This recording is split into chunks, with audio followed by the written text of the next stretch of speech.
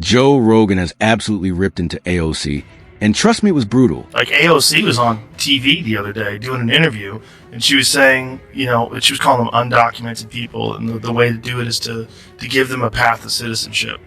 Well, how about you know who the fuck they are? The comedian and former admirer of AOC has done a complete 180 openly calling out her for what he sees as auto-fouch woke policies. You are going to this ball where all they do is celebrate extravagance and wealth, and you have a dress that says tax the rich. Like, what are you doing? Like, that dress is preposterous posing. But Rogan didn't stop there. He didn't just criticize her. He practically shattered any dreams she might have about running for president under the Democratic Party. Here's the thing. First of all, you've got incompetent use of funds.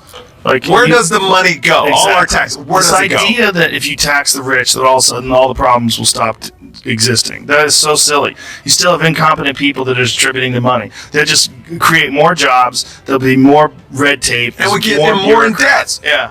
What we got to do is figure out a real plan for engineering our civilization better. We got all that and more coming your way, but before we dive and hit that subscribe button so you never miss explosive moments like this. She asked her to expand. About Israel-Palestine? Oh my God. Well, I believe absolutely in Israel's right to exist. She just collapsed into herself? It's literally like a fifth grader that didn't study. Look at that incident more through just as an incident. And then they ask you about the subject, or you didn't read the book. Well, it's about Billy and his dog. What people are starting to see, at least in the occupation of Palestine, is... But the crazy thing about that interview is that her first comment comes off with, total authority. I am a proponent of a two-state solution. One little follow-up question. Question's like, well, what do you mean by that? And then you just see her get weaker and weaker. You use the term the occupation of Palestine. What did you mean by that? But what do you mean by that? It's like, I don't know what I'm talking about, man. And she literally goes, I'm really not the expert. Do you think you can expand on that? I am not the expert on geopolitics on this issue. Joe Rogan's had enough of AOC lately, and he's not holding back. He's been ripping into her for the usual woke nonsense and her wildly unrealistic solutions to real-world problems. One of her greatest hits, opposing a border wall and pushing for an open border free-for-all where everyone just waltzes in and gets documented like it's some kind of guest list. Sounds insane, right? Yet Joe Rogan thought so too. I'll play the clip where he absolutely torches her in a moment. But first, here's AOC in her own words pitching her fantasy land border policy. From all parts of the political spectrum, one of the biggest issues that we have when it comes to immigration is the fact that we have an undocumented population. Now, you can fix that by trying to build a wall, or you can fix that by trying to document people and create a path to citizenship. And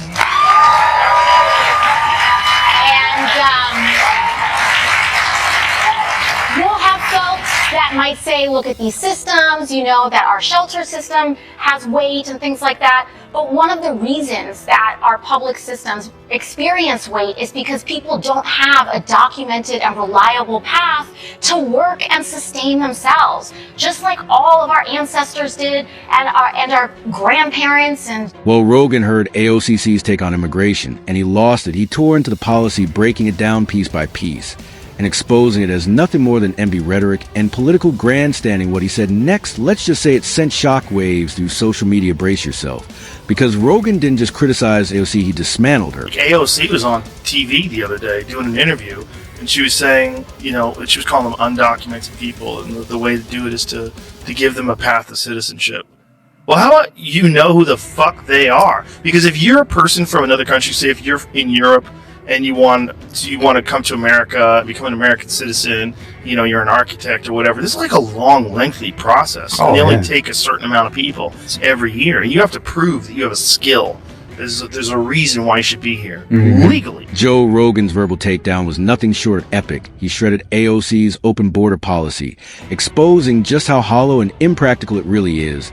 And that's the calling card the woke left feel-good policies that only make America's problems worse. Rogan made a sharp point of qualified Europeans.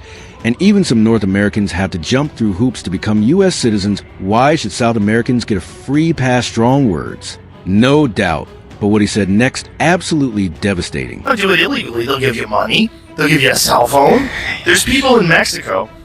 What they're doing is, this is pretty wild, because there's a radio station in San Diego that is a Mexican radio station. This guy was on the Mexican radio station. He's explaining how we do it. He's like, he's gone back 4 times that month. So every time he crosses over, he gets $2,000. Gaming it.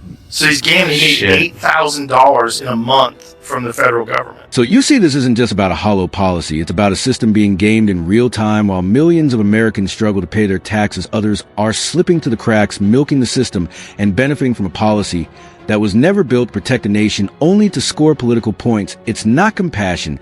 It's chaos wrapped in woke packaging. But here's where it gets interesting. Whenever hypocrisy on the left is called out, AOC's name doesn't always make the list. She's often portrayed as some kind of sanctimonious savior. But here's Joe Rogan pulling back the curtain and exposing her double standards. He's the one that says he's the most unintelligent person she's ever met. Did she really say that? She really said that. Wow. This dude is probably one of the most unintelligent billionaires I have ever met. Wow. She used to own a Tesla car. Damn, she don't own a Tesla anymore. You see now why so many critics doubt that an AOC Sanders ticket would fare any better than KLA Harris.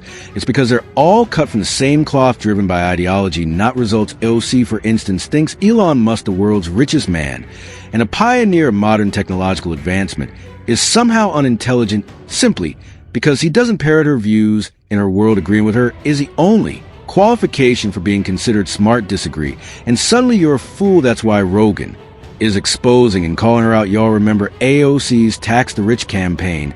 Well, it was written with hypocrisy check. Did you see Kevin O'Leary talking about on CNN? AOC, I have a tremendous amount of respect for. I buy her t-shirts for $39.95, tax the rich. They're very popular in Miami Beach. She has an 82% margin on that, proving that inside of every socialist is a capitalist trying to get out. Rogan didn't let up. He kept the pressure on AOC, tearing into her for what he described as a hypocritical, self-serving intelligence ranking system, one that conveniently rewards only her friends, allies, and ideological echo chamber. If you agree with her, you're a genius. If you challenge her views, suddenly you're an idiot. In the next clip, I'll show you Rogan lays it all out, and you can hear the frustration in his voice as he calls out AOC's absurd take on Elon Musk. It's not just a disagreement, it's a full-blown reality check. Rogan's not just criticizing her opinion. He's exposing the arrogance behind it. Buckle up. This is where it gets brutal. This other thing about Elon. Elon's going to steal everybody's money. He has $400 billion. I'm telling you, he's not going to steal your money. I'm telling you, that's not what he's doing. What he's doing is, he's a super genius that's been fucked with. Okay? And when you've been fucked with by these nitwits that hide behind 3-letter agencies, and you're dealing with one of the smartest people alive, and he helps Donald Trump get in office, and he goes, I want to find out what kind of corruption is really around.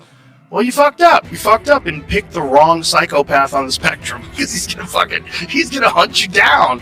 He's gonna find out what's going on, and that's good. That's good for everybody. That's how you should be looking at this. Like, wow, we have a brilliant mind that is examining these really fucking corrupt and goofy systems, and bringing in a bunch of psychopath wizards. Yeah, well, AOC is the one that said he's the most unintelligent person she's ever met. Did she really say that? She really said that. Wow, I want to meet her friends. They're probably cool. Imagine the conversation you'd have with her friends. If he's the most unintelligent person she's ever met, wow, her friends must be amazing. I want to go to one of those parties. It's probably just like fascinating person after fascinating. But Joe Rogan didn't stop there. He kept the pressure on when a video resurfaced of AOC attending a lavish star-studded gala, the kind of event where the elite go to flaunt their wealth and status. Rogan called out the blatant contradiction. Why would someone who claims to fight for the working class be rubbing elbows with the ultra-rich while literally wearing a designer gown? It was pure political theater. OC wasn't challenging the establishment. She was basking in its spotlight. The message was clear: preach anti-wealth rhetoric by day, party with the wealthy by night. And Rogan, never one to mince words, saw right through performance and made sure everyone else did too. What he said next left no doubt about where he stands on AOC's double life. We're going to this ball where all they do is celebrate extravagance and wealth, and you have a dress that says tax the rich. Like, what are you doing? Like, that dress is preposterous posing. And then she was asked the next day, because she got trashed for it. I don't know if you saw the pushback she got, and she came back and said, all you people that are saying, well, you're making $175 a year, to many people in America, you're rich. I'm not talking about people like me. I'm not rich. I'm talking about people that are worth in the hundreds of millions of dollars and the people that are worth billions. It's always the person that's slightly richer than you that's... Not only did Joe Rogan expose AOC as a hypocrite, he also took aim at the congresswoman from New York, calling out what he described as a lack of real intelligence, often masked by hyperaggression and performative outrage. OC seems to believe that if she speaks fast enough, loud enough, and with enough smug conviction, she can convince Americans she's the smartest person in the room. But behind the eloquent sound bites and viral clips lies a troubling lack of substance. Joe Rogan didn't just poke holes in her persona, he tore it apart. And once you hear what he says next, you'll never look at her the same way again. He was trying to explain what they were, RICO crimes, and she was saying RICO is not a crime. I saw it's this. a category of crime. RICO is not a crime. It is a category. What is the it's a category of crimes that you're then charged You under have charges. for a long 100. You have charges. It's so dumb to say that publicly, and say it with confidence to tell a That's person. the thing. The marriage of ineptitude and high self-esteem is it's really funny. the marker of our time. Sir, please the name. exact statute Sir, under RICO? yes. Well, it's funny. In this committee room, everyone's not here. There's over 8 All right, sir, I reclaim my time. lawyers. That I the reclaim law my school. time. I I'll leave reclaim it At this point, you really can't embarrass yourself more than this. If I were OC, I'd stop pretending to be the smartest person in the room and actually start reading, studying, and mastering the basics. Because this is just plain humiliating not knowing that RICO refers to a crime seriously. That's not a minor slip. That's a glaring red flag. RICO has been at the center of high-profile criminal cases for decades and for sitting. Congresswoman, to be clueless about it, is beyond troubling. It's not just ignorance, it's irresponsibility, especially for someone so eager to craft and comment on policy. This isn't just a bad look at a full-blown credibility crisis. And if AOC wants to be taken seriously, she's got a lot of homework to do. You got to start from a place. Put it like this. I don't know if you heard of this Green Deal where they want to take 70% of anyone that makes over $10 million, 70% of their income. That's hilarious. That's hilarious. Good luck, It's the dumbest thing ever. That's AOC, right? Is that her idea? It's the dumbest thing ever. I right? don't mean. I wasn't calling her a bitch. No. when I said that. I like her. I was saying "good luck, bitch" as a expression. Yes, I like her too. I like her, but I don't agree with her with that. But I like her. But what I'm saying is, my friend was like, "Oh, if the Democrats win, that's going to get passed because we hate rich people." And that right there's a foundation of AOCC's entire political playbook. Resentment toward the rich. Her principles aren't about lifting people up, they're about tearing others down. It's not about opportunity. It's about punishment. The goal drags successful people down to her ideological level and strip them of everything they work for. Her infamous proposal to tax the wealthy at 70% isn't just extreme, it's draconian. Policies like that don't grow a nation. They choke innovation, drive job creators out, and ultimately threaten the very engine that powers the American economy. It's why many critics don't just disagree with AOC, they question her motives. Because when your solutions start to resemble sabotage, it's fair to ask, do you really love America? Or are you trying to dismantle it one radical policy at a time? Here's the thing. First of all, you've got incompetent use of funds.